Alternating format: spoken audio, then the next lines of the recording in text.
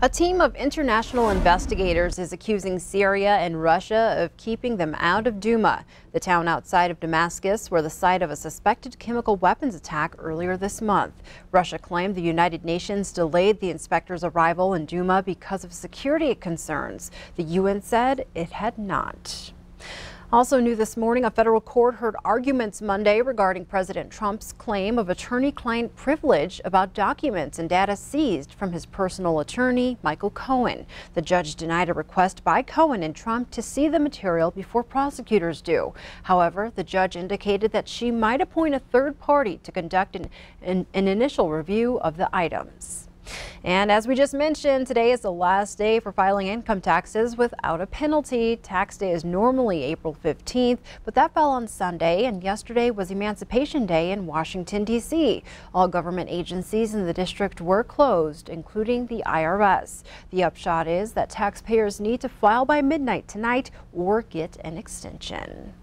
Closer to home, some Billings parents are infuriated by a psychology assignment from the Career Center that some deem pornographic. It was a topic of discussion during last night's school board meeting. The website in question is the Gender Ad Project, which focuses on using sex and gender in advertising. The website brands itself as an educational resource and shows explicit images used for advertising, but it has some Billings parents and students asking why. For one parent who brought the issue to the district's attention, he says this specific assignment should be considered against the law.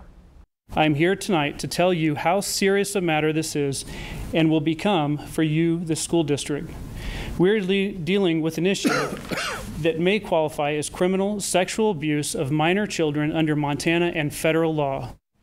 Lurker says he wants the teacher removed from the classroom. School District 2 officials who reviewed the listen found it to be outstanding and well planned, but said the website used was inappropriate. Superintendent Terry Bauk said he dealt with the personnel issue and met with the district's legal team to review the situation. During last night's meeting, Bauk backed the teacher's ability in the classroom. She is a quality teacher. And I'm gonna say that she is a quality teacher who made a big mistake in my eyes as superintendent. Several others also spoke in support of the teacher. The website was labeled political by the district's internet filter and not pornographic. It has now been banned, and the district plans to upgrade its filter that screens material by age of student. Turning to court news, the suspect accused of beating a lame deer woman to death in 2016 claims another man is responsible. 34-year-old Whitebird Limpy is charged in U.S. District Court in Billings with second-degree murder for the death of Julia Stump. She was found dead along U.S. Highway 212. A judge recently granted Limpy's request to introduce evidence that another man is culpable. In court documents, Limpy claims Albert Whitehair played a role in the murder. Limpy says Whitehair is a former romantic partner of the victims and notes that Whitehair has former convictions for domestic abuse. Trial is set for May. Continuing our coverage, the goal to transform downtown Billings now features a partnership between the city and a development group, but the next 12 months will be crucial to determine how the proposal will take shape and what it entails. There are still a number of questions as to what the One Big Sky project will actually look like. The answer, whatever the planning process comes up with. The $675,000 raised by Billings leaders and the city for this part of the planning process means it will stay in the local economy. But the developer says Billings faces consequences if it chooses to forego what the planning process offers. In other news, Montana Attorney General Tim Fox has revealed he had surgery 2 weeks ago for colon cancer. Fox says he's feeling pretty good now and wants to spread the word about getting routine checkups.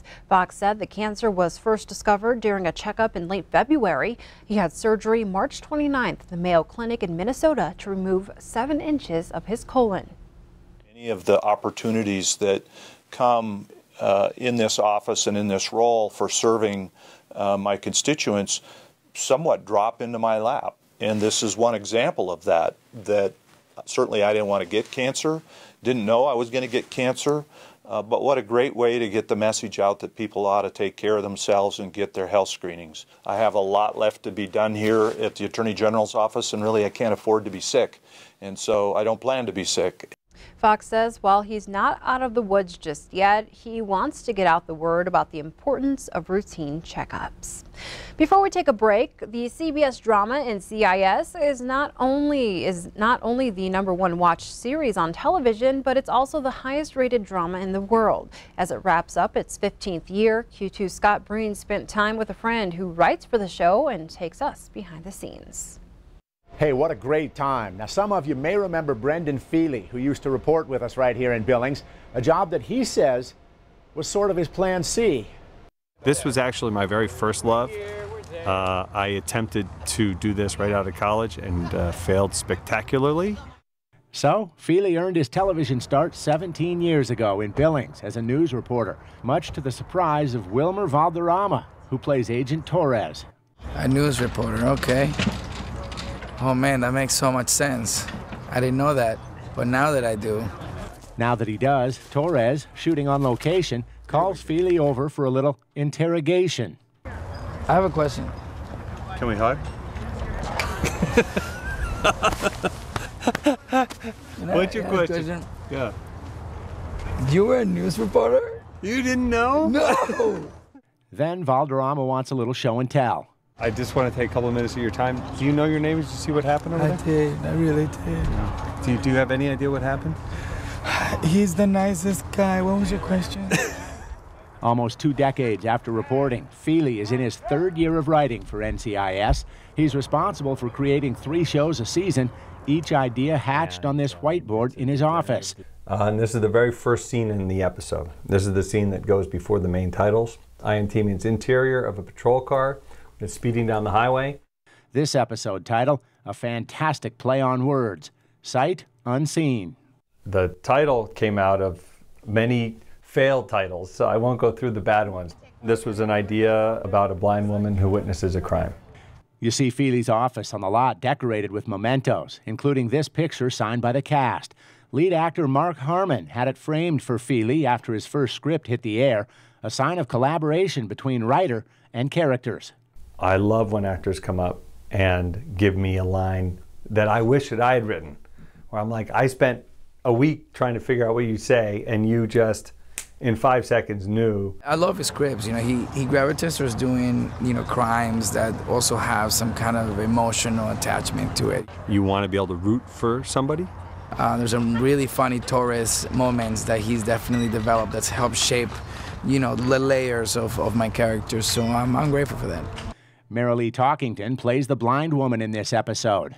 She was very open to dialogue because there was a few little tweaks here and there that I think she would actually say this, it's more like this. Hey, you might recognize this, MTAC, here on the iconic set of NCIS. This is the 350th episode coming up. That's 15 years. 15 years of iconic characters, if you will, walking up and down these stairs. I feel like I'm kind of cheating. I just got here 2 years ago, and I'm already celebrating the 350, So it's very funny that I get to say that and not everyone else that's not here. Michael Weatherly. Sorry, not sorry. I took your 350 celebration, kid. Weatherly, of course, played the prominent role of Agent Anthony DiNozzo for 13 years before leaving a couple years ago for his own CBS series, Bull. Of course, the main character here is Agent Jethro Gibbs, played by Harmon. Feely says some of his best writing advice, even today, came from the actor. A great script, you'd be able to take the names above each piece of dialogue out, erase it, and simply have the dialogue. And then a person that doesn't know who's speaking, who's familiar with our show, would be able to go back, look at the script and say, that's a Gibbs line, that's a Ducky line. And that episode of NCIS airs tonight at 7 here on Q2. Scott says there's a surprise in the show tailored specifically for viewers here in the Billings area.